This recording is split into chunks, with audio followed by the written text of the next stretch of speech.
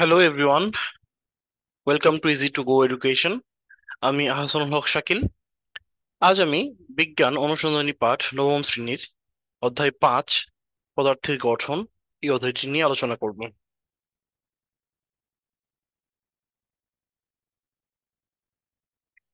চলো প্রথমেই দেখে নেওয়া যাক এই অধ্যায়ে আমাদের আলোচ্য বিষয়গুলো কি কি।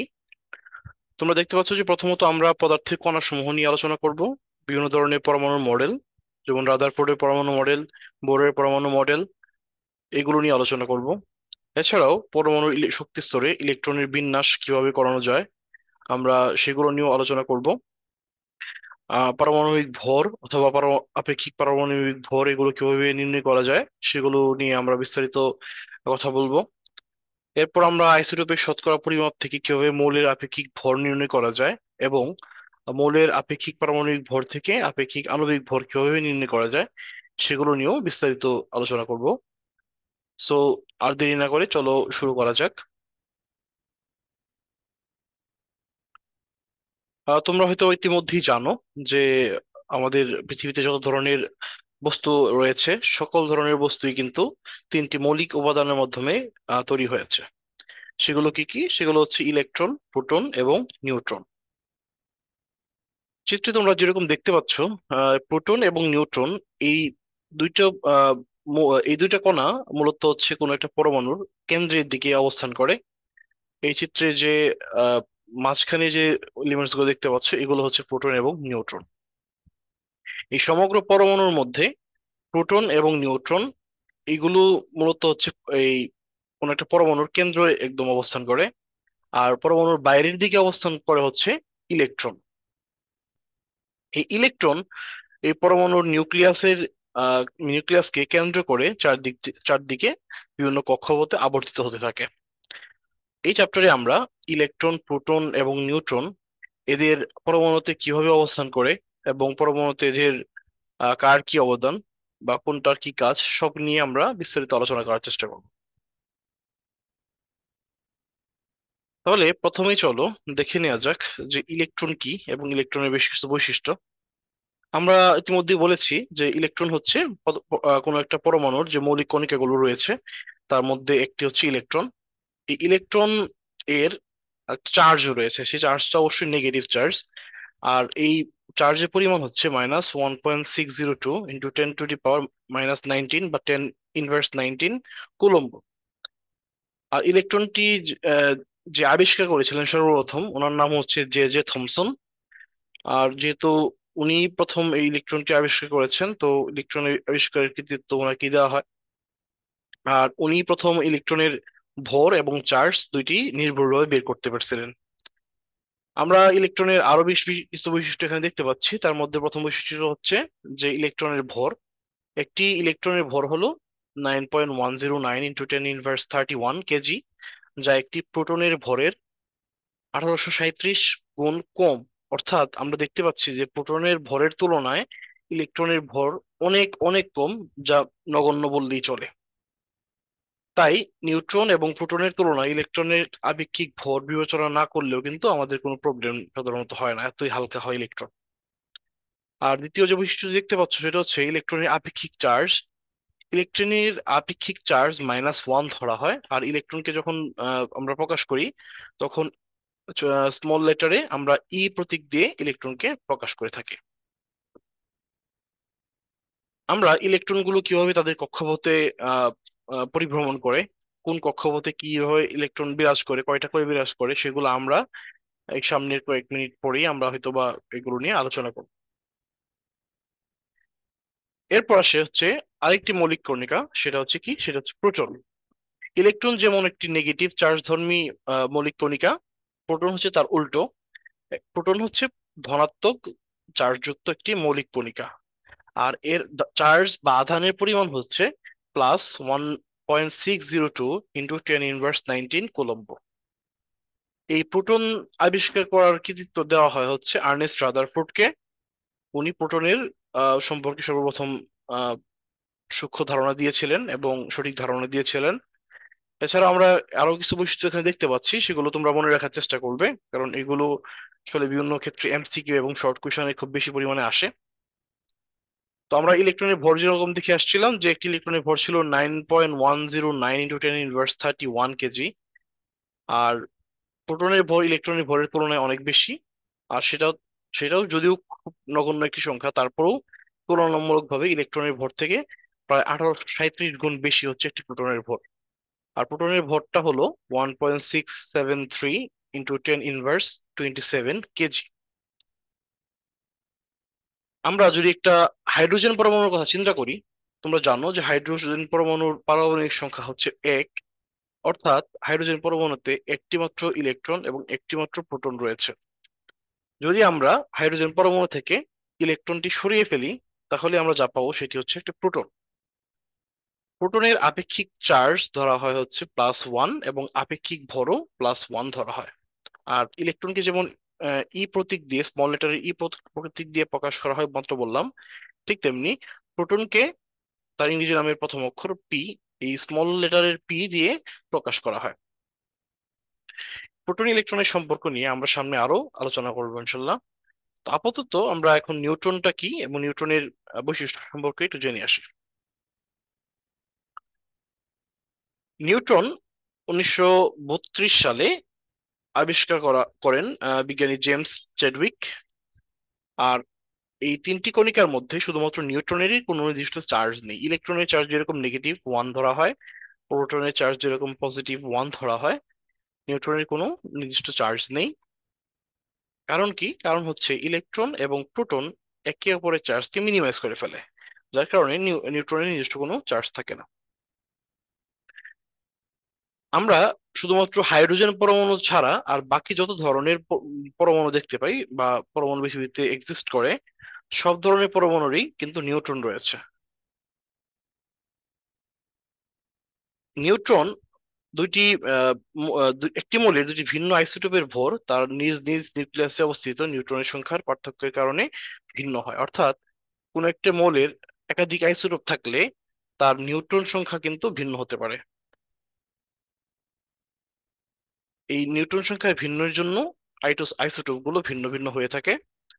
একটা নিউট্রনের ভর হয় 1.675 × 10⁻27 যা প্রোটনের ভরের চেয়ে সামান্য বেশি।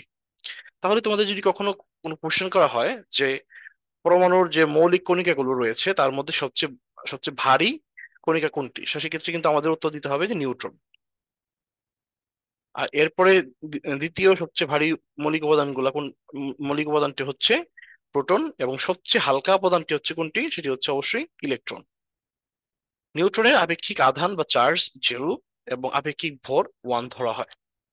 ইলেকট্রনকে প্রকাশ করা হতো স্মল লেটারের ই দিয়ে, প্রোটনকে প্রকাশ করা হতো স্মল লেটারের পি দিয়ে, আর এখন নিউটনকে আমরা প্রকাশ করব স্মল লেটারের এন দিয়ে। এই নিউটনের একটি আলাদা রকম একটা বৈশিষ্ট্য রয়েছে, সেটা হচ্ছে যখন নিউক্লিয়াসের ভেতর প্রোটন থাকে, প্রোটন তখন কিন্তু বেশ স্থিতিশীল আচরণ করে, কিন্তু যদি মুক্ত অবস্থায় থাকে তখন কিন্তু অস্থিতিশীল আচরণ করে। 10 মিনিটের ভেতরে এটি একটি প্রোটন, একটি ইলেকট্রন এবং একটি নিউট্রনেতে বিভাজিত হয়ে যায়। অর্থাৎ যখন কোনো একটা প্রোটনের সঙ্গে থাকে নিউট্রন, তখন এটা স্থিতিশীল, এর মধ্যে কোনো ধরনের পরিবর্তন, কোনো বিভাজন, কোনো কিছু ঘটে না। কিন্তু যখন এটা বাইরে থাকে বা মুক্ত অবস্থায় থাকে, তখন এটা অস্থিতিশীল আচরণ করে এবং 10 মিনিটের ভিতরেই এটা প্রোটন, ইলেকট্রন এবং নিউট্রনীয়তে বিভাজিত হয় একটি নিউট্রন।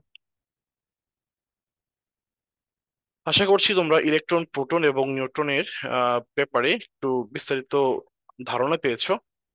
এবার চলো এই প্রোটন, ইলেকট্রন, নিউট্রনের সাথে সম্পর্কিত বেশ কিছু পরমাণু মডেল নিয়ে আমরা আলোচনা করব। তো পরমাণু মডেলগুলো মূলত আহ ব্যাখ্যা করে যে কোনো একটা পরমাণুতে ইলেকট্রন, প্রোটন এবং নিউট্রনের অবস্থানগুলো কিরকম, সেগুলোর কিভাবে পরিভ্রমণ করতে থাকে, এবং পরমাণুর মৌলিক যে বৈশিষ্ট্যগুলো সেগুলো আসলে কিভাবে পরিবর্তিত হয় তা আমরা এই ইলেকট্রন, প্রোটন এবং নিউট্রনের অবস্থান এবং ইলেকট্রন, প্রোটন, নিউট্রনের সংখ্যা এগুলোর উপর ভিত্তি করে বলতে পারি। তো বিভিন্ন ধরনের বিজ্ঞানীরা আসলে এই পরমাণুগুলোর অবস্থানের উপর ভিত্তি করে বা অবস্থানের আইডিয়া দেওয়ার জন্য বিভিন্ন ধরনের পরমাণু মডেল তৈরি করেছেন। সেই মডেলগুলোর বেশ কিছু পরিবর্তনও হয়েছে সময়ে সময়ে, এবং আগে পুরাতন মডেলগুলো বাদ দিয়ে অ্যাডভান্সড অনেক মডেল এসেছে। তো আমরা একদম শুরু থেকে শুরু করব। সবার প্রথম যে মডেলটি আমরা যে মডেলটি নিয়ে আমরা আলোচনা করব সেটি হচ্ছে বিজ্ঞানী রাদারফোর্ডের পরমাণু মডেল। বিজ্ঞানী রাদারফোর্ড সর্বপ্রথম পরমাণু মডেল একটি দিয়েছিলেন, সেটি আহ, আগে কিন্তু আমরা জানতে পারতাম না যে কোন একটা পরমাণুতে ইলেকট্রন এবং প্রোটন সেটা কিভাবে রয়েছে, এবং তাদের চার্জের ধর্ম বা তারা কিরকম আচরণ করে সেগুলো কিন্তু আমরা কোনো জানতাম না। উনি প্রথম এই ধরনের একটি মতবাদ দিয়েছিলেন যাতে করে আমরা কোনো পরমাণুর প্রোটন এবং ইলেকট্রনের সম্পর্কে আমরা আইডিয়া পেয়েছিলাম। তো ওনার মডেল অনুযায়ী, অর্থাৎ রাদারফোর্ডের মডেল অনুযায়ী উনি প্রথম যে আহ, তত্ত্বটা দিয়েছিলেন সেটি ছিল এরকম যে কোনো একটা পরমাণুর ধনাত্মক চার্জ এবং পরমাণুটার অধিকাংশ ভর হচ্ছে পরমাণুর কেন্দ্রে থাকে, এবং এই কেন্দ্রটাকে বলা হয় নিউক্লিয়াস। অর্থাৎ পরমাণুর কেন্দ্রে ধনাত্মক চার্জ থাকে এবং পরমাণুর ম্যাক্সিমাম ভরটাই মূলত এই নিউক্লিয়াসের জন্য দায়ী। এই নিউক্লিয়াসের বাইরে আহ ইলেকট্রন থাকে, আর নিউক্লিয়াসের মধ্যে থাকে হচ্ছে প্রোটন এবং নিউট্রন। আর ইলেকট্রনের আপেক্ষিক ভর যেহেতু অত্যন্ত কম, তাই নিউক্লিয়াসের অভ্যন্তরে অবস্থিত প্রোটন এবং নিউট্রনের ভরই হচ্ছে পরমাণুর মূল ভর। এই তত্ত্বটা ছিল রাদারফোর্ডের প্রথম তত্ত্ব, রাদারফোর্ডের পরমাণু মডেলের প্রথম তত্ত্ব। তাহলে রাদারফোর্ডের পরমাণু মডেলের প্রথম তত্ত্বকে আমরা কি বুঝলাম? আমরা বুঝলাম যে উনি প্রথম ধারণা দিয়েছিলেন যে আহ, কোন একটা পরমাণুতে ধনাত্মক এবং ঋণাত্মক চার্জ যুক্ত কণিকা থাকে। আর ধনাত্মক চার্জ যুক্ত আহ, এই যে কণিকাগুলো থাকে সেগুলো মূলত নিউক্লিয়াসে থাকে, এবং নিউক্লিয়াসটা হচ্ছে কোনো একটা পরমাণুর কেন্দ্রে থাকে, এবং নিউক্লিয়াসের ভরটা পরমাণুর মূল ভর হিসেবে আসলে পরিগণিত করা হয়, কারণ ইলেকট্রনের ভর যেহেতু খুবই খুবই কম। দ্বিতীয় যে রাদারফোর্ডের পরমাণু মডেলের যে স্বীকার্য ছিল বা তত্ত্বটা ছিল সেটা ছিল যে নিউক্লিয়াস অত্যন্ত ক্ষুদ্র এবং এর পরমাণুর অভ্যন্তরে অধিকাংশ জায়গায় ফাঁকা থাকে। তৃতীয় তত্ত্বটি যে ছিল রাদারফোর্ডের মডেলের সেটা হচ্ছে রাদারফোর্ড প্রস্তাব করছিলেন যে কেন্দ্রের ধনাত্মক বা পজিটিভ চার্জের চারদিকে তার আকর্ষণ বলের কারণে ঋণাত্মক ঋণাত্মক বা নেগেটিভ চার্জযুক্ত ইলেকট্রন সর্বদাই ঘূর্ণায়মান থাকে। এই যে তোমরা চিত্রটি দেখতে পাচ্ছ, ওনার তৃতীয় স্বীকার্য অনুযায়ী এই ইলেকট্রনটা সর্বদাই তার কক্ষপথটা অনুযায়ী এরকম ভাবে স্পিন করতে থাকে বা পরিভ্রমণ করতে থাকে। এরকম প্রত্যেকটি ইলেকট্রনই তার কক্ষপথ অনুযায়ী সর্বদাই ঘূর্ণায়মান অবস্থায় থাকে। তিনি এই যে ইলেকট্রনের যে ঘূর্ণন, এই ঘূর্ণনটাকে উনি সৌরজগতের সূর্যের চারদিকে গ্রহ যেভাবে ঘুরছে সেইগুলোর সাথে তুলনা করেছিলেন। অর্থাৎ উনি বলেছিলেন যে ইলেকট্রনগুলো নিউক্লিয়াসকে কেন্দ্র করে তার চারদিকে বিভিন্ন কক্ষপথে ঘুরছে। এই জন্য রাদারফোর্ডের পরমাণু মডেলকে অনেক সময় সৌর মডেলও বলা হয়। তাহলে আমরা তিনটা স্বীকার্য পেলাম রাদারফোর্ডের পরমাণু মডেলে, সেগুলো কি কি আবার একটু রিক্যাপ করি। প্রথমত পেয়েছি কি যে উনি বলেছিলেন যে পরমাণুতে ধনাত্মক চার্জ এবং পরমাণুর কেন্দ্রে ধনাত্মক চার্জটা থাকে। আর এই কেন্দ্রের মধ্যে নিউক্লিয়াসের মধ্যে মূলত প্রোটন এবং মানে প্রোটন থাকে। এই প্রোটনের এবং নিউক্লিয়াসের বাইরে থাকে হচ্ছে ইলেকট্রন। ইলেকট্রনটা নেগেটিভ চার্জ যুক্ত, আর ইলেকট্রনের ভর খুবই কম। আর মূল ভরটা মূলত হচ্ছে কোন কোন একটা পরমাণুর প্রোটন এবং নিউট্রনের ভরটা হচ্ছে কোন একটা পরমাণুর মূল ভর। এটা ছিল তার প্রথম স্বীকার্য। দ্বিতীয়টা ছিল কি যে কোন একটা পরমাণুর অভ্যন্তরস্থ ম্যাক্সিমাম জায়গাটা হচ্ছে ফাঁকা থাকে, যেহেতু নিউক্লিয়াসটা অত্যন্ত ক্ষুদ্র। আর তৃতীয় যে স্বীকার্য সেটা বলেছিলেন যে কোন একটা আহ, পরমাণুর মধ্যে কেন্দ্রস্থলে থাকে হচ্ছে নিউক্লিয়াস, আর নিউক্লিয়াসের বাইরে নেগেটিভ চার্জযুক্ত ইলেকট্রন সর্বদাই স্পিন করতে থাকে বা তাদের নিজস্ব কক্ষপথে সর্বদাই ঘুরতে থাকে। তো এইটা বোঝানোর জন্য উনি কি করছিলেন যে উনি সৌরজগতের গ্রহ নক্ষত্র উপগ্রহগুলো যেভাবে কোনো একটা সূর্যকে কেন্দ্র করে ঘুরছে সেরকম ইলেকট্রনও ঘুরছে, এই মতবাদটা দিয়েছিলেন। তো আশা করি তোমাদের রাদারফোর্ড পরমাণু মডেল উনি কি বোঝাতে চেয়েছেন বা উনি আসলে কি তত্ত্বগুলো দিয়েছেন সেগুলো তোমরা বুঝতে পেরেছো।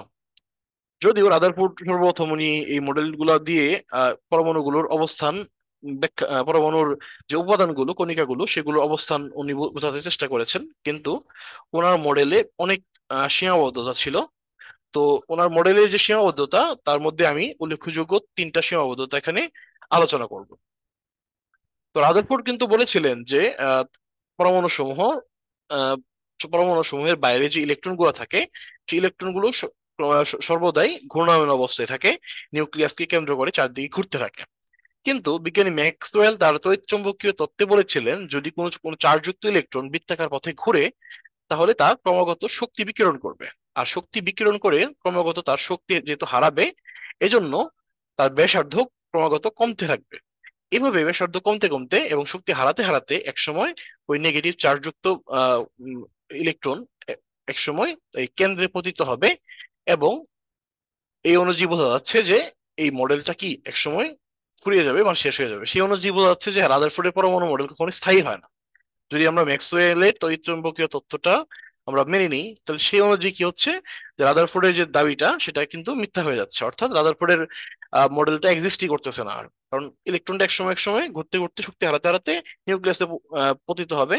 সো আমরা আর মডেলটা তখন আর ওনার যে মডেল অনুযায়ী যেভাবে ঘোরার কথা সেটা কিন্তু আর পাচ্ছি না। সো এটা একটা সীমাবদ্ধতা ছিল রাদারফোর্ডের পরমাণু মডেলের। তো দ্বিতীয় যে সীমাবদ্ধতা সেটা হচ্ছে যে উনি বলেছেন যে পরমাণুর বাইরে হচ্ছে ইলেকট্রন নিউক্লিয়াসের বাইরে সর্বদাই পরিভ্রমণ করতে থাকে। কিন্তু ইলেকট্রনটা আসলে কোথায় থাকে, কোন অঞ্চল জুড়ে থাকে, বা ইলেকট্রনটা কোন শক্তি স্তর বা কোথায় কয়টা ইলেকট্রন থাকে, কি পরিমাণ ইলেকট্রন থাকে বা কিভাবে সজ্জিত থাকে, এই বিষয়গুলো নিয়ে উনি বিস্তারিত কোনো ধারণা কিন্তু তখন দিতে পারেন নাই। তো এটা ছিল ওনার এই পরমাণু মডেলে আরেকটি সীমাবদ্ধতা, যে উনি ইলেকট্রন সমূহ কক্ষপথে কিভাবে সজ্জিত থাকে তা সম্পর্কে স্পষ্ট কোনো ধারণা দিতে পারেন নাই। তৃতীয় যে আহ, পরমাণু মডেলের সীমাবদ্ধতা নিয়ে আমরা এখন কথা বলবো সেটা হচ্ছে যে রাদারফোর্ডের মডেলে ইলেকট্রনের কক্ষপথের আকারও কিন্তু বলে দেওয়া হয় না, যে কক্ষপথ কোনটা কিরকম, কোন কক্ষপথ বড় ছোট, বা কোন কক্ষপথের আকৃতি কিরকম, ইলেকট্রনটা কত গতিবেগে ঘুরবে কোন একটা পরমাণুতে, বা ইলেকট্রনের শক্তিটা কিরকম। তো এই এই বিস্তারিত ধারণাগুলো কিন্তু রাদারফোর্ডের পরমাণু মডেলের অনুপস্থিত ছিল। তো এছাড়া আরো বেশ কয়েকটা আহ, সীমাবদ্ধতা আছে, তবে তোমাদের লেভেলের জন্য, এই তোমাদের ক্লাসের জন্য আমরা এই যদি এই তিনটা মডেল সীমাবদ্ধতা আমরা যদি শিখে শিখে ফেলতে পারি তাহলে আমাদের জন্য এনাফ। তো আমরা এই পর্যন্ত কি কি দেখলাম, দেখলাম যে রাদারফোর্ডের পরমাণু মডেলের যে তিনটা আহ স্বীকার্য ছিল বা তত্ত্ব ছিল সেগুলো দেখলাম, আর দেখলাম কি যে রাদারফোর্ডের পরমাণু মডেলের সীমাবদ্ধতাগুলো কি কি রয়েছে। তো তোমাদের এই প্রশ্নেই কিন্তু খুবই খুবই ইম্পর্টেন্ট একটা টপিক হচ্ছে রাদারফোর্ডের পরমাণু মডেল। তো তোমরা অবশ্যই অবশ্যই রাদারফোর্ডের পরমাণু মডেলের যে স্বীকার্যগুলো আমরা দেখে এলাম, এই যে তিনটা স্বীকার্য, এগুলো ভালো করে মনে রাখার চেষ্টা করবে। এবং রাদারফোর্ডের মডেলের যে সীমাবদ্ধতা আমরা তিনটা মাত্র বললাম সেগুলো ভালো করে মনে রাখার চেষ্টা করবে। তো রাদারফোর্ডের পরমাণু মডেলের পর বিজ্ঞানী নিলস বোর 1913 সালে ওনার পরমাণু মডেল দান করেন। আর রাদারফোর্ড পরমাণু মডেল দিয়েছিলেন হচ্ছে 1911 সালে। তার 2 বছর পর রাদারফোর্ডের পরমাণু মডেলের উপরে কাজ করেই কিন্তু বিজ্ঞানী নিলস বোর তিনি তার নিজস্ব পরমাণু মডেল দাঁড় করিয়েছিলেন।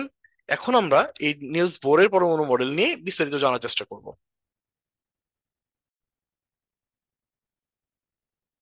বিজ্ঞানী নিলস বোর যখন তার এই পরমাণু মডেলটি দান করেন, তখন কোয়ান্টাম মেকানিক্সের প্রাথমিক ধারণাগুলা বিজ্ঞানীরা জানতে শুরু করেছিলেন, এবং সেগুলো ব্যবহার করে এই মডেলটি উনি প্রবর্তন করেন। তোমরা ইতিমধ্যেই জানো যে কোয়ান্টাম মেকানিক্সটা হচ্ছে মানে এই পদার্থবিজ্ঞানের একটি গুরুত্বপূর্ণ অধ্যায়। তো এটার শুরু হয়েছিল 1911, 12, 13 এই সময়কাল ধরে এই কোয়ান্টাম মেকানিক্সের প্রবর্তনগুলো তখন শুরু হয়েছিল। তো বিজ্ঞানীরা এই কোয়ান্টাম মেকানিক্সের ধারণাগুলো জানার পরে এই রাদারফোর্ড এর পরমাণু মডেলের উপরে বেশ কিছু চেঞ্জেস এনে বোর তার মডেলটি 1913 সালে দিয়েছিলেন।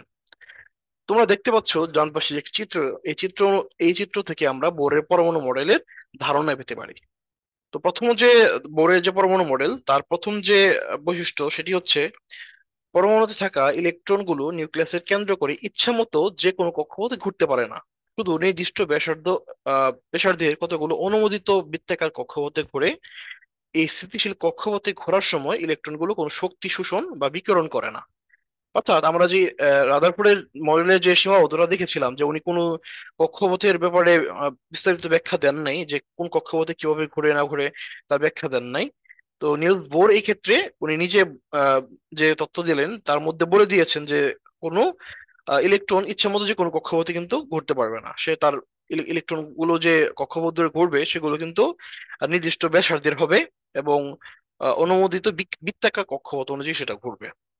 আর উনি এটাও বলে দিয়েছেন যে যখন এই স্থিতিশীল কক্ষপথগুলোতে ইলেকট্রনগুলো বিচরণ করবে, তখন ইলেকট্রনগুলো কোনো ধরনের শক্তি শোষণ বা বিকিরণ করে না। এই তত্ত্বের মাধ্যমে কিন্তু ম্যাক্সওয়েলের যে তত্ত্বের যে কনফ্লিক্টটা ছিল সেটা কিন্তু দূর হয়েছে।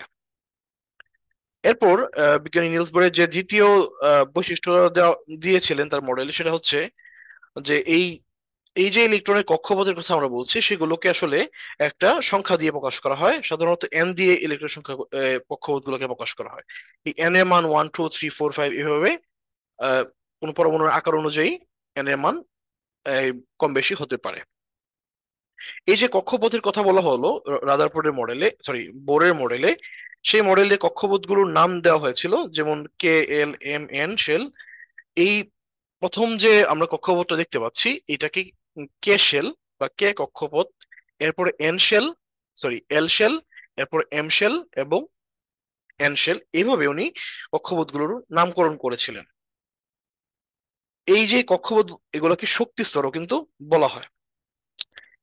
শক্তি স্তরে এন এর মান কম যত হবে সেটা তত নিম্ন শক্তি স্তর, এন এর মান যত বেশি সেটা তত উচ্চতর শক্তি স্তর হিসাবে পরিগণিত করা হয়। আর এন এর মান যদি বেশি হয় তাহলে আমরা সেটাকে বলবো যে উচ্চ শক্তি স্তর, এন এর মান যদি কম হয় সেটা হবে নিম্ন শক্তি স্তর। তাহলে এখান থেকে আমরা কি কি জানলাম? আমরা জানলাম যে বোরের পরমাণু মডেলের উনি বলে দিয়েছেন যে ইলেকট্রন গুলো নির্দিষ্ট কক্ষপথ অনুযায়ী ঘোরে এবং কোনো ধরনের শক্তি শোষণ বা বিকিরণ করে না যখন ইলেকট্রন গুলো তাদের কক্ষপথে ঘুরতে থাকে। এবং উনি এটাও বলেছেন যে এই কক্ষপথ গুলোর আসলে বিভিন্ন সংখ্যা দিয়ে প্রকাশ করা যায়। প্রথম যে শক্তি স্তর সেটা হচ্ছে কে, পরেরটা এল, পরেরটা এম, পরেরটা এন। আর সংখ্যায় এই এন দিয়ে প্রকাশ করা হয়, স্মল লেটারের এন দিয়ে। আর এন এর মান 1 2 3 4 হইতে পারে। যখন এন এর মান 1 তখন এটাকে কে শেল বা কে শক্তিস্তর বলতেছি। যখন এন এর মান 2 তখন এটাকে আমরা এল শক্তিস্তর বলছি। যখন এন এর মান 3 তখন আমরা একে এম শক্তিস্তর বলছি। এবং যখন এই এন এর মান 4 তখন এটাকে এন শক্তিস্তর বলা হচ্ছে।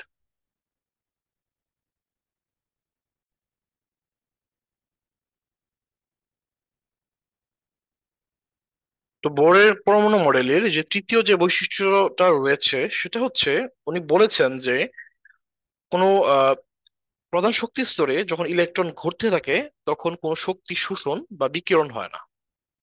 তাহলে শক্তি শোষণ এবং বিকিরণের বিষয়ে আমরা একটা স্পষ্ট ধারণা কিন্তু পেয়ে যাচ্ছি বোরের পরমাণু মডেলে, যেটা কিন্তু আমাদের রাদারফোর্ডের পরমাণু মডেলে কোনো আইডিয়া দেওয়া ছিল না।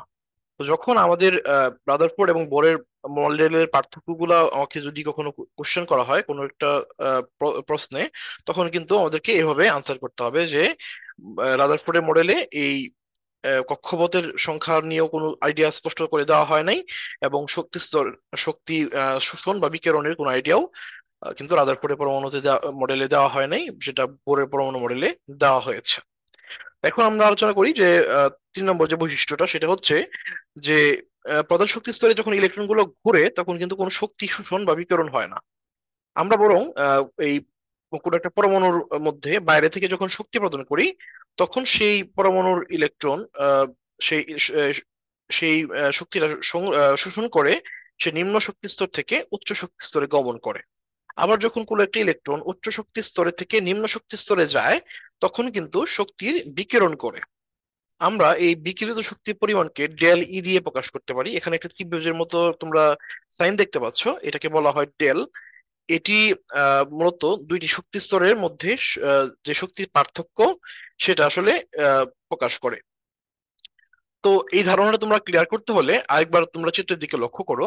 এখানে কে এবং এল দুইটি শক্তি স্তরের কথা চিন্তা করো, যেখানে কে হচ্ছে অপেক্ষাকৃত নিচের শক্তি স্তর এবং এল হচ্ছে অপেক্ষাকৃত উপরের শক্তি স্তর।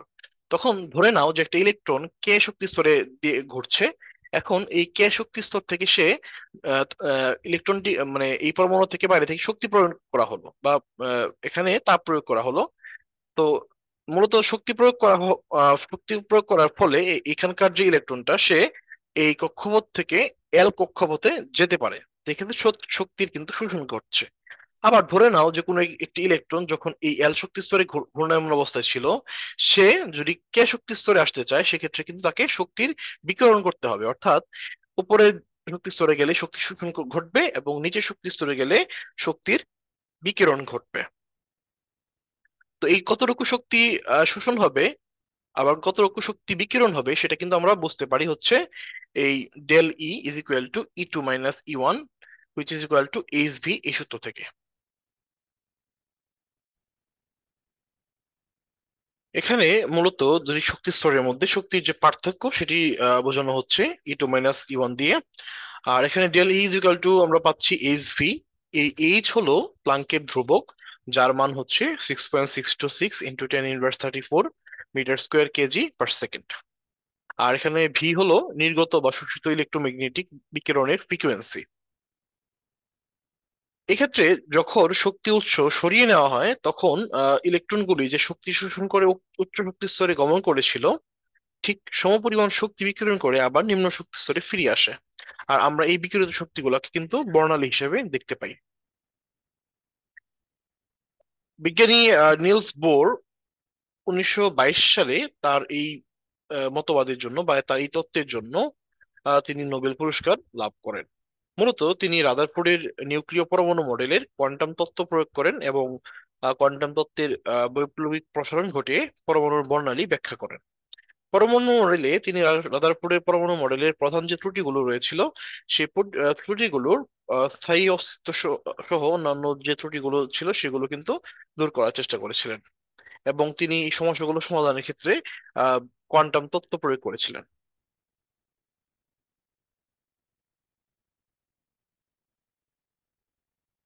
বোরের মডেলের বেশ কিছু সীমাবদ্ধতাও রয়েছে।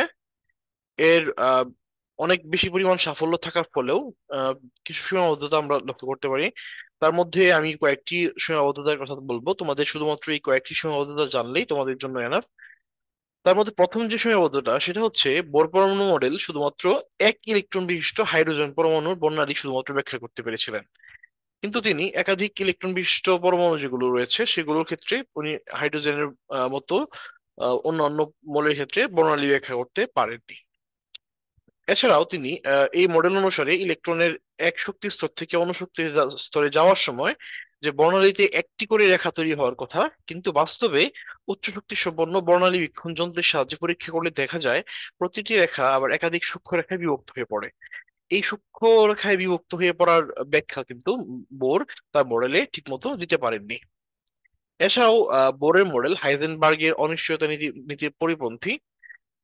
বোর তার মডেলে বলেছিলেন যে ইলেকট্রনগুলো শুধু বৃত্তাকার কক্ষপথে ঘোরে, কিন্তু পরবর্তীতে প্রমাণিত হয় যে ইলেকট্রন শুধুমাত্র বৃত্তাকার পথে নয় বরং উপবৃত্তাকার পথেও ঘুরতে পারে। এছাড়াও নিলস বোরের এই মডেল ইলেকট্রনের কণা ধর্ম ব্যাখ্যা করতে পারলেও কণার যে তরঙ্গ ধর্ম, ইলেকট্রনের তরঙ্গ ধর্ম তিনি ঠিকমতো ব্যাখ্যা দিতে পারেননি তার মডেলের মাধ্যমে। আর বোরের মডেল থেকে বর্ণালী রেখার যে তীব্রতা তা কতটুকু হবে সেটাও কিন্তু বিস্তারিত ব্যাখ্যা উনি দিতে পারেননি। তো এগুলো ছিল বোরের পরমাণু মডেলের বেশ সীমাবদ্ধতা। এই সীমাবদ্ধতাগুলো ভালো করে মনে রাখার চেষ্টা করবে। এই রাদারফোর্ড এবং বোরের যে পরমাণু মডেল তোমরা ইতিমধ্যে দেখলে, এই মডেলগুলোর সাথে সাথে আরো অসংখ্য বিজ্ঞানী অনেক চেষ্টার ফলে ধীরে ধীরে পরমাণু কিভাবে ইলেকট্রন বিন্যাস করে তাদের নিজস্ব কক্ষপথে, সেগুলো ধীরে ধীরে উন্মোচিত হয়।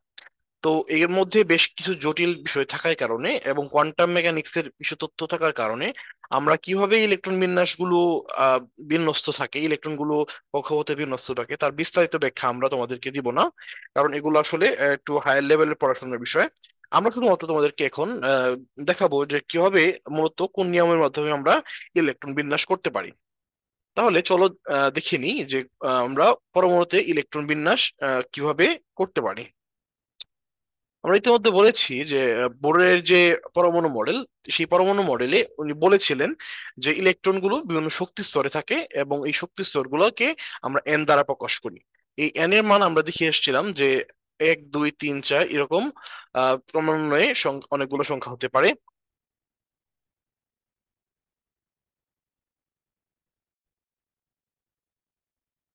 বোর্ডের তথ্য অনুযায়ী যে উনি যে কক্ষপথ গুলোর কথা বলেছিলেন, যে কক্ষপথগুলোতে ইলেকট্রন থাকতে পারে, সেই কক্ষপথের ইলেকট্রন ধারণ ক্ষমতা, সর্বোচ্চ ধারণ ক্ষমতা হলো 2n²। এখানে n এর মান 1 2 3 4, আমরা কক্ষপথ কয়টা তার উপর ভিত্তি করে এই সংখ্যাগুলো এখানে বসাতে পারি। তাহলে কে শক্তিস্তর যেটা রয়েছে, এটা যেহেতু প্রথম শক্তিস্তর, অর্থাৎ এন এর মান যেহেতু এখানে 1, সুতরাং কে শক্তিস্তরে বা প্রথম শক্তিস্তরে ইলেকট্রন ধারণ ক্ষমতা হচ্ছে 2n² সূত্র অনুযায়ী 2 × 1², অর্থাৎ 2। তার মানে প্রথম শক্তিস্তর বা কে শক্তিস্তরে সর্বোচ্চ 2টি করে ইলেকট্রন থাকতে পারে। এভাবে এন এর মান যদি 2 হয়, তার মানে হচ্ছে এটা দ্বিতীয় শক্তিস্তর। আর দ্বিতীয় শক্তিস্তরে ইলেকট্রন সংখ্যা হতে পারে 2 × 2², অর্থাৎ 8। অর্থাৎ আমরা এল শক্তি স্তরে যখন ইলেকট্রন বিন্যাস দেখাবো, তখন সর্বোচ্চ 8টি ইলেকট্রন কিন্তু এল শক্তি স্তরে থাকতে পারে। ঠিক তেমনি আমরা যদি এখন এন এর মান 3 ধরে নিই, কোনো কোনো ক্ষেত্রে দেখা যাচ্ছে কিছু কিছু মৌলের ইলেকট্রন তৃতীয় শক্তি স্তরেও কিন্তু প্রবেশ করে। তো তৃতীয় শক্তি স্তরে যখন প্রবেশ করবে, তখন এন এর মান হবে 3, এবং এই কক্ষপথের নাম আমরা বলবো তখন এম। আর যখন এম শেলে ইলেকট্রন প্রবেশ করবে, সেই এম শেলে সর্বোচ্চ ইলেকট্রন ধারণ ক্ষমতা হবে 2 × 3²। মানে হচ্ছে 2 × 9 = 18, অর্থাৎ তৃতীয় শক্তি স্তর বা এম শক্তি স্তরে বা এম শেলে সর্বোচ্চ ইলেকট্রন ধারণ ক্ষমতা হবে 18টি। ঠিক তেমনি আমরা যদি আবারও ধরে নিই যে কোনো একটি মৌলে ইলেকট্রনের যখন বিন্যাস করবো, তো যদি সেটি চতুর্থ শক্তি স্তরে প্রবেশ করে, তাহলে সেই চতুর্থ শক্তি স্তরের ক্ষেত্রে এন এর মান হবে 4। আর এটাকে আমরা এন শেল নামেও চিনে থাকবো। আর এই এন শেলে বা চতুর্থ শক্তি স্তরে সর্বোচ্চ ইলেকট্রন ধারণ ক্ষমতা হবে 2 × 4², অর্থাৎ 32 ইলেকট্রন এখানে সর্বোচ্চ থাকতে পারবে। আমরা কোন শেলে কতটি ইলেকট্রন থাকতে পারে তা ইতিমধ্যে জানলাম। এখন এই প্রধান যে শক্তি স্তর, এর বাইরেও বেশ কিছু উপশক্তি স্তর থাকে। আমরা সেই উপশক্তি স্তরগুলো নিয়ে বিস্তারিত আলোচনা করব। চলো বেশ কয়েকটি উদাহরণের মাধ্যমে আমরা কোন কোন শক্তি স্তরে কয়টি করে ইলেকট্রন থাকে এবং সেগুলো কিভাবে বিন্যস্ত থাকে ইলেকট্রনগুলো, সেগুলো একটু বিস্তারিত জানার চেষ্টা করি। তবে মনে রাখবে যে ইলেকট্রন বিন্যাসগুলো সর্বদাই কিন্তু প্রধান শক্তি স্তরে 2n² সূত্র মেনে চলে। অর্থাৎ কোন একটা প্রধান শক্তি স্তরে সর্বোচ্চ 2n² সংখ্যক ইলেকট্রন থাকতে পারে। এই 2n² এর কথাটা ইতিমধ্যে আমি তোমাদেরকে বলেছি। তো তোমরা একটা ছক দেখতে পাচ্ছ, এই ছকে বেশ কয়েকটি পরমাণুর ইলেকট্রন বিন্যাস দেখানো হয়েছে। চলো আমরা একটি একটি করে প্রত্যেকটি ইলেকট্রন বিন্যাসগুলোকে বোঝার চেষ্টা করি। এক্ষেত্রে প্রথম যে পরমাণুটি দেওয়া রয়েছে সেটি হচ্ছে হাইড্রোজেন। আমরা জানি হাইড্রোজেনের পারমাণবিক সংখ্যা হচ্ছে 1, আর ইলেকট্রন সংখ্যাও 1। যেহেতু একটি মাত্র ইলেকট্রন আছে, সুতরাং এটি প্রথম শক্তি স্তর অর্থাৎ কে শেল এর মধ্যে প্রবেশ করবে। যদি কোনো পরমাণুর ক্ষেত্রে দেখা যায় যে কে শেল ফিল আপ করার পরও আরো ইলেকট্রন রয়েছে, তাহলে সেক্ষেত্রে এর পরের শেলে অর্থাৎ পরের শক্তি স্তরে ইলেকট্রনটা প্রবেশ করবে। যেহেতু হাইড্রোজেনের মাত্র একটি ইলেকট্রন রয়েছে আর এটি শুধুমাত্র, তাহলে প্রথম শক্তি স্তরেই যাওয়া সম্ভব, এর পরের শক্তি স্তরে যাওয়া সম্ভব না। ঠিক তেমনি হিলিয়ামের ইলেকট্রন বিন্যাস যদি আমরা চিন্তা করি, হিলিয়ামের ক্ষেত্রে পারমাণবিক সংখ্যা হলো 2। সুতরাং এটিও কিন্তু প্রথম প্রধান শক্তি স্তর অর্থাৎ কে শেলের মধ্যেই ইলেকট্রন গুলো বিরাজ করবে। কারণ কি? কারণ 2-এর থেকে যদি অধিক হতো, তাহলে সেক্ষেত্রে পরে ইলেকট্রন গুলো এল এম এন শেলের দিকে যেতে পারতো। কিন্তু যেহেতু ইলেকট্রন আছে মাত্র 2টি এবং কে শেলের মধ্যে মাত্র 2টি ইলেকট্রনই সে নিতে পারবে, সুতরাং এক্ষেত্রে হিলিয়ামের 2টি ইলেকট্রনই কে শেলে অবস্থান করবে। এরপর তোমরা দেখতে পাচ্ছ যে এরপরের মৌলটির নাম হচ্ছে লিথিয়াম, যার পারমাণবিক সংখ্যা হচ্ছে 3। এই লিথিয়ামে যেহেতু পারমাণবিক সংখ্যা 3, তার মানে এর মধ্যে ইলেকট্রনের সংখ্যাও কিন্তু 3টি। তাহলে আমাদের যে প্রথম শক্তি স্তর সেটা হচ্ছে কে। তো প্রথম শক্তি স্তর ফিল আপ করার পরে সে দ্বিতীয় শক্তি স্তরে যাবে। তাহলে প্রথম শক্তি স্তরের মান যখন এন এর মান যখন 1, অর্থাৎ কে শেল যখন, তখন এর মধ্যে 2টি ইলেকট্রন থাকতে পারে আমরা জানি। তাহলে লিথিয়ামের 3টি ইলেকট্রনের মধ্যে প্রথম 2টি ইলেকট্রন যাবে হচ্ছে কে শেলের মধ্যে। এরপর আর যে অতিরিক্ত একটি ইলেকট্রন রয়েছে সেটি যাবে এল শেলের মধ্যে। এরপরে যে উদাহরণটি দেওয়া হয়েছে এখানে সেটি হচ্ছে সোডিয়াম। সোডিয়ামের পারমাণবিক সংখ্যা আমরা জানি 11। এই 11টার মধ্যে তাহলে প্রথম 2টা ইলেকট্রন যাবে হচ্ছে ক্যাশেলে, আর বাকি রইল 9টা। এই 9টার মধ্যে পরের যে 8টা ইলেকট্রন সেটি যাচ্ছে কিন্তু এল শেলে। এরপরে আর একটা ইলেকট্রন যাচ্ছে এম শেলে। এখন তোমাদের এখানে একটা প্রশ্ন হচ্ছে যে দ্বিতীয় শক্তি স্তরে ইলেকট্রনের সংখ্যা আমরা জানি 8, এটা নিয়ে কোনো সমস্যা নেই। এই অনুযায়ী সেই নিয়ম মেনেই কিন্তু প্রথমে দুইটা, পরে শক্তি স্তরে আটটা, এবং বাকি একটা অবশিষ্ট ইলেকট্রন এন সমান সমান 3 অর্থাৎ এম শেলের মধ্যে প্রবেশ করেছে। কিন্তু এরপরে যে নিয়মগুলো রয়েছে সেক্ষেত্রে তোমরা একটু ব্যতিক্রম দেখতে পাবে। তো এরপরে যে মৌলটি রয়েছে সেটি হচ্ছে আর্গন। আর্গনের পারমাণবিক সংখ্যা কিন্তু 18। 18টি ইলেকট্রনও কিন্তু আর্গনে রয়েছে। সো প্রথম দুইটি ইলেকট্রন যাবে হচ্ছে কে শেলে, বাকি রইল 16। এই 16-র মধ্যে 8টা ইলেকট্রন যাবে এল শেলে। এই এল শেলে কিন্তু 8-এর থেকে বেশি পরিমাণ ইলেকট্রন যাওয়া সম্ভব না, কারণ আমরা বলেছিলাম এল শেলের মধ্যে এন এর মান হচ্ছে 2। আর যেহেতু এন এর মান 2, তাহলে 2 এন স্কোয়ারের নিয়ম অনুযায়ী এখানে কিন্তু 8টি ইলেকট্রন সর্বোচ্চ থাকতে পারবে। সুতরাং এল শেলের মধ্যে আমাদের 8টা ইলেকট্রন এখানে দেওয়া হয়েছে। এই 8টি ইলেকট্রন আর হচ্ছে কে শেলের 2টি ইলেকট্রন, মোট হলো 10টি ইলেকট্রন। আর বাকি যে 8টি ইলেকট্রন রয়েছে সেটা কিন্তু এম শেলে প্রবেশ করেছে। এবার এই 1 থেকে 18 যে পারমাণবিক সংখ্যা বিশিষ্ট 5টি মৌল আমরা দেখলাম, এই 5টি মৌল কিন্তু আমাদের টু এন স্কোরের নিয়ম অনুযায়ী তারা এই একের পর এক শক্তি স্তরগুলোতে প্রবেশ করেছে। কিন্তু এরপরে যে মৌলগুলো তোমরা দেখতে পাচ্ছ, এগুলোর ক্ষেত্রে বেশ কিছু ব্যতিক্রম তোমরা লক্ষ্য করতে পারবে। তো এই ক্ষেত্রে কি ব্যতিক্রম লক্ষ্য করছি আমরা দেখি। প্রথমত এটা হচ্ছে পটাশিয়াম কে। এই পটাশিয়ামের পারমাণবিক সংখ্যা হচ্ছে 19। সুতরাং প্রথম যে দুইটা ইলেকট্রন, সে দুইটা ইলেকট্রন কে শেলে যাবে, পরের 8টা ইলেকট্রন আবার এল শেলে যাবে। এই হলো 10টা। তাহলে আর বাকি থাকে কয়টা ইলেকট্রন? 9টা ইলেকট্রন। এই 9টা ইলেকট্রন তাহলে তো আমাদের নিয়ম অনুযায়ী এই এম শেলেই যাওয়ার কথা ছিল। কারণ কি? কারণ হচ্ছে এম শেলে আমরা জানি সর্বোচ্চ ইলেকট্রন ধারণ ক্ষমতা হচ্ছে 18টি। কিন্তু এখানে 9টি ইলেকট্রন এম শেলে না গিয়ে এখানে 8টা ইলেকট্রন গেল এম শেলে, আর একটা ইলেকট্রন কিন্তু এন শেলে চলে গিয়েছে। এখন তোমাদের প্রশ্ন হতে পারে যে আমাদের নিয়ম অনুযায়ী তো এখানে 18টা পর্যন্ত যেহেতু এম শেলে ইলেকট্রন থাকতে পারে, তাহলে 9টি ইলেকট্রন এখানে দেওয়া উচিত ছিল, কেন একটা ইলেকট্রন আমরা এন শেলে দিলাম? এইখানে আসলে ইলেকট্রন বিন্যাসের আহ, আরেকটা কনসেপ্ট এখানে চলে আসে, সেটা হচ্ছে উপশক্তি স্তর। উপশক্তি স্তর মানে কি? উপশক্তি স্তর হচ্ছে কোনো কোনো প্রতিটি প্রধান শক্তি স্তরের প্রধান শক্তি স্তরের সাথে সাথে ছোট ছোট কিছু উপশক্তি স্তর থাকে।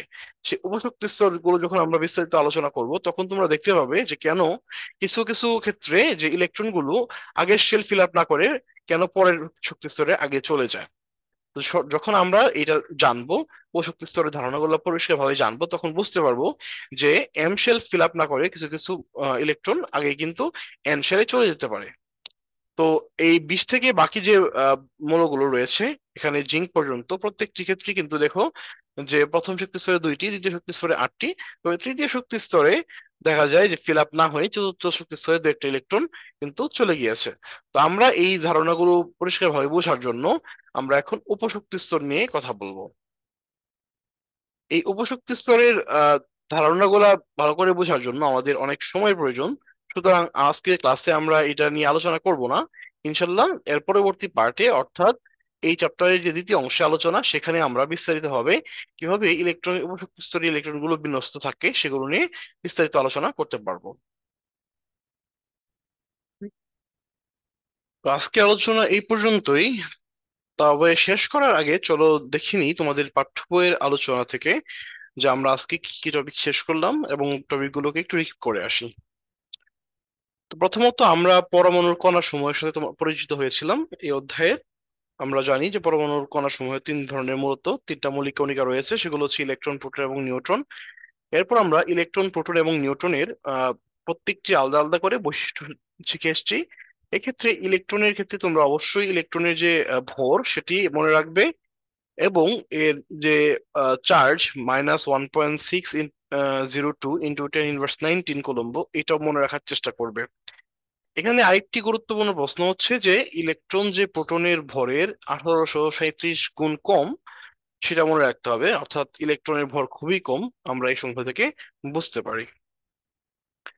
এরপর আমরা প্রোটনের পরিচয় নিয়ে কথা বলেছিলাম। এক্ষেত্রে প্রোটনের চার্জ ছিল 1.602 ইন্টু 10⁻19 কুলম্ব, এবং এর ভর ছিল 1.673 ইন্টু 10⁻27 কেজি। এখানে এই দুইটি সংখ্যা খুব ভালো করে মনে রাখতে হবে, এবং প্রোটনের আপেক্ষিক চার্জ +1, এই বিষয়টি তোমরা কিন্তু মাথায় রাখবে সবসময়। এরপর যে মৌলিক কণিকা সেটা ছিল কি? নিউট্রন। আমরা জানি যে নিউট্রনটা জেমস চ্যাডউইক উনি আবিষ্কার করেছিলেন। আর নিউট্রনের নির্দিষ্ট কোনো চার্জ নেই। এই ক্ষেত্রে নিউট্রনের ভর ছিল 1.6 ইন্টু 675 ইন্টু 10⁻27 কেজি। যা প্রোটনের থেকে একটু ভারী ছিল। এই তিনটি মৌলিক কণিকার মধ্যে নিউট্রন ছিল সবচেয়ে ভারী।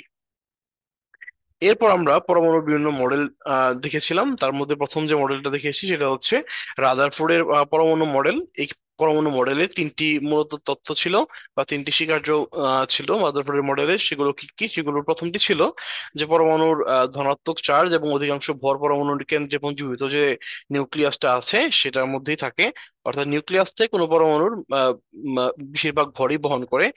আর যে বাইরে ঘূর্ণায়মান ইলেকট্রন গুলো আছে সেগুলোর ভর একেবারে নাই বললেই চলে, খুবই নগণ্য, তাই ওই ইলেকট্রনের ভরকে কনসিডার করা হয় না। এরপর দ্বিতীয় যে তত্ত্ব ছিল সেটা ছিল যে নিউক্লিয়াস অত্যন্ত ক্ষুদ্র এবং পরমাণুর অভ্যন্তরে অধিকাংশ জায়গায় হচ্ছে ফাঁকা। এরপর তৃতীয় যে বিষয়টি রাদারফোর্ডের পরমাণু মডেল থেকে আমরা দেখেছি সেটা হচ্ছে কি, যে রাদারফোর্ড প্রস্তাব করেছিলেন যে ধনাত্মক বা পজিটিভ চার্জের চারদিকে আকর্ষণ বলের কারণে ঋণাত্মক বা নেগেটিভ চার্জ বিশিষ্ট ইলেকট্রন কিন্তু ক্রমাগত ঘুরতে থাকে।